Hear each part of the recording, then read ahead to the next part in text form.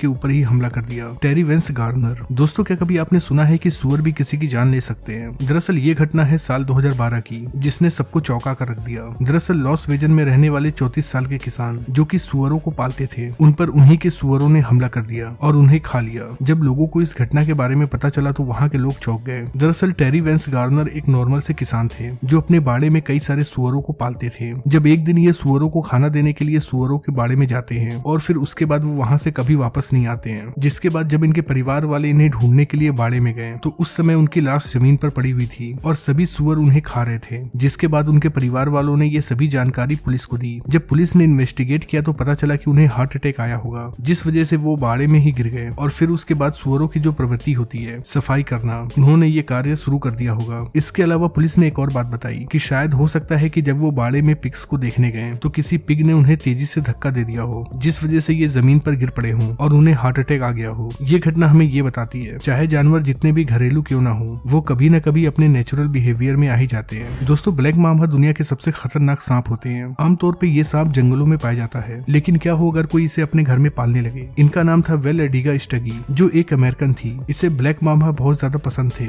इसीलिए इसने अपने घर में एक पिंजड़ा रखा था जिसमें 70 से भी ज्यादा ब्लैक मामा सांप थे। ये इन सांपों को अपने बच्चों की जैसे पालती थी। लेकिन एक दिन जब उसका पति काम से घर वापस आ रहा था तो उसके पति ने देखा कि अलीटा फर्श पर बेहोश पड़ी है। इसने तुरंत एम्बुलेंस और पुलिस दोनों को ही कॉल किया। जब वहाँ पुलिस आई तो पुलिस ने बताया कि अलीटा की मौत हो चुकी है। लेकिन अलीटा की मौत कैसे हुई, पुलिस को ये बात समझ में नहीं आ रही थी। जिसके बाद उसका पोस्टमार्टम किया गया तो पता चला कि अलीटा की मौत सांप के काटने की वजह से हुई और ये कोई और सांप नहीं बल्कि उसके द्वारा पाला गया ब्लैक मामा सांप था। असल में उस दिन अलीटा सांपों के पिंजड़े का लॉक लगाना भूल गई, जिसके बाद एक ब्लैक मामा पिंजड़े से बाहर आ गया और उसने अलीटा के बाजू को काटा, जिस वजह से अलीटा की मौत हो गई। ब्लैक मामा का जहर इतना जानलेवा होता है कि अगर ये किसी को भी काट ले तो उस इंसान का बच पाना नामुमकिन होता है। दोस्तों, अभी जिस शख्स को आप देख रहे हैं इसका नाम है एजे मैरिक। मैरिक को टाइगर पालने का बहुत शौक था, इसीलिए इसने अपने घर में एक बंगाल टाइगर पाला हुआ था। इसने उसके लिए घर के बैकयार्ड में एक कमरा भी बनाया हुआ था। उस कमरे के अंदर टाइगर की जरूरत की हर एक चीज रखी हुई थी। एक दिन एजे मैरिक के कुछ दोस्त उसके टाइगर को देखने के लिए आते हैं, लेकिन जैसे ही मैरिक के दोस्त टाइगर के रूम में जाते हैं तो टाइगर ने उन्हें देखते ही उन पर हमला कर दिया।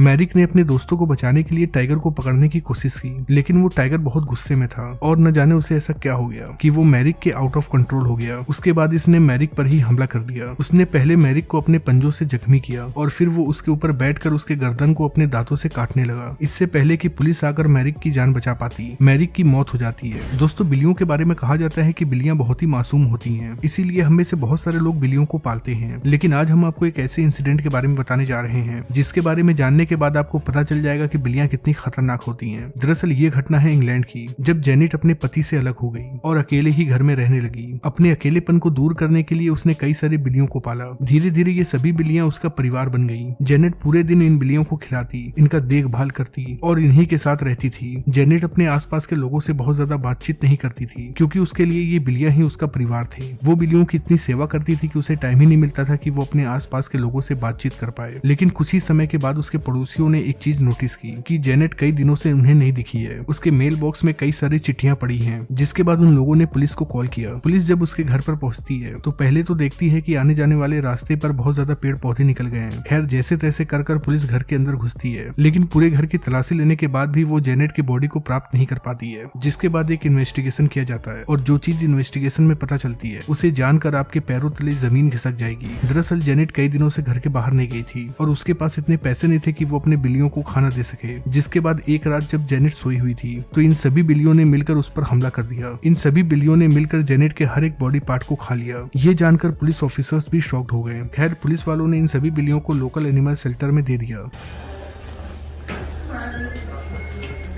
दोस्तों, हो सकता है कि आपको कैसोवरी के बारे में पता ना हो, तो आपको बता दें कि ये दिखने में बहुत ही प्यारी होती हैं, लेकिन इनकी एक खासियत ये भी है कि ये बहुत ही ज्यादा खतरनाक होते हैं। इनके दौड़ने की रफ्तार 30 किलोमीटर प्रति घंटे होती है। ऑस्ट्रेलिया में एक शख्स था जिसका नाम मार्विन हॉर्मोस था। उसे चिड़ियों को पालने का बहुत शौक था, इसीलिए उसने कैसोवरी को पाला था। लेकिन एक दिन जब वो इस कैसोवरी को खिला रहे थे तो कैसोवरी कूदने लगी और उनके ऊपर हमला करने लगी। कैसोवरी की हमला करने की रफ्तार बहुत तेज थी, इसीलिए उन्हें समझ में नहीं आ रहा था कि वो अपनी जान कैसे बचाएं। वो पिछले 20 सालों से कैसोवेरीज को पाल रहे थे, लेकिन ऐसा उनके साथ पहली बार हुआ था कि किसी कैसोवेरी ने उन पर हमला कर दिया हो। खैर कुछ ही दिन के बाद उनकी मौत भी हो जाती है। Sandra and her wolf dog. दोस्तों ये तो आपको पता ही है कि भेड़िए कितने खतरनाक होते हैं, इन्हें पालना लगभग नामुमकिन होता है। वही लोग कुत्तों को पालते हैं, लेकिन वुल्फ डॉग एक ऐसी प्रजाति है जिसे वुल्फ और कुत्तों को क्रॉस कर बनाया गया है। ऐसे ही सैंड्रा ने अपने घर में बहुत सारे वुल्फ डॉग को पाला हुआ था। इनका मानना था कि अगर ये किसी भी जानवर को प्यार करेंगे तो वो उसे अपने पास रख सकते हैं, लेकिन ये बात इन्हें महंगी पड़ जाती है, क्योंकि जब वो रोज की तरह एक दिन वुल्फ डॉग के बाड़े में गई तो सभी वुल्फ डॉग ने मिलकर उनके ऊपर हमला कर दिया और उन्हें वहां से बचने तक का मौका नहीं मिला। जब तक पुलिस वहां पर पहुंचती सब कुछ खत्म हो चुका था, क्योंकि तब तक सैंड्रा की मौत हो चुकी थी।